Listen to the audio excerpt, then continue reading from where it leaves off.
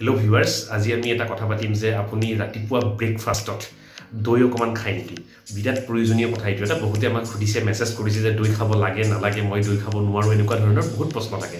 কাৰণ প্ৰথম যিটো মই আজি সুবিধা বুলি কওঁ, ছটা এনেকুৱা সুবিধাৰ ভিতৰত প্ৰথম সুবিধাটো হ'ল যে ব'ন জইণ্টৰ কাৰণে খুবেই ভাল, যিহেতু ইয়াতে দৈত অত্যন্ত পৰিমাণে কেলছিয়াম থাকে, যাৰ কাৰণে আপোনাৰ গাঁঠিৰ বিষ আৰু জইনৰ কাৰণে খুব এটা ইম্পৰ্টেণ্ট বস্তু হয়। তাৰপিছত 2 নম্বৰতে যদি ক'ব যাওঁ, কনষ্টিপেশ্যন। পেটৰ বহুত সমস্যাৰ কাৰণে ই এটা বিৰাট ভাল ফলপ্ৰসূ হিচাপে কাম কৰে। যদি দৈ ৰেগুলাৰ সেৱন কৰে তেতিয়াহ'লে আপোনাৰ কনষ্টিপেশ্যনৰ পৰা হৈ থাকিব। তাৰপিছত আহিব আপোনাৰ 3 নম্বৰতে ৱেইট লছ। আপোনাৰ বডিত এক্সেছিভ যিখিনি ফেট থাকে, ফেটখিনি আপোনাৰ পৰা আঁতৰাই দিয়াৰ কাৰণে দৈ যথেষ্টখিনি সুবিধা কৰে। আৰু 4 নম্বৰ যদি সুবিধা বুলি কওঁ তেতিয়াহ'লে হ'ল হেল্ডি স্কিন। স্কিনত থকা একনি বা বিভিন্ন ধৰণৰ ছালৰ সমস্যা, এই গোটেইবিলাক সমস্যাত দৈ এটা বিৰাট ফলপ্ৰসূ বস্তু বুলি ক'ব পাৰি।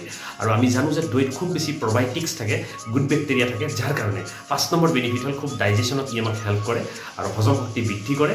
আৰু 6 নম্বৰ যিটো সুবিধা দৈত, সেইটো হ'ল যে ইমিউনিটি বুষ্ট আপ কৰে, যাৰ কাৰণে দৈটো অত্যন্ত প্ৰয়োজনীয় আমাৰ শৰীৰৰ বাবে। যদি আপোনাৰ অঞ্চলত দৈ নাপায় বা আপুনি দৈ খাবলৈ বেয়া পায়, তেনেহ'লে আমাৰ লগত যোগাযোগ কৰিব। এনেকুৱা বহুত ফুড ছাপ্লিমেণ্ট আছে, নিউট্ৰিশ্যন বস্তু আছে, যিবিলাকৰ জৰিয়তে আপুনি ভালকৈ দৈ নোখোৱাকৈও সুঠাল এটা ভাল স্বাস্থ্য গ্ৰহণ কৰিব পাৰিব। গতিকে এনেকুৱা ইনফৰ্মেটিভ ভিডিঅ' পাবলৈ আমাৰ ফেচবুক পেজ আৰু ইউটিউব চেনেলটো ছাবস্ক্ৰাইব কৰিবলৈ নাপাহৰিব। Thank U.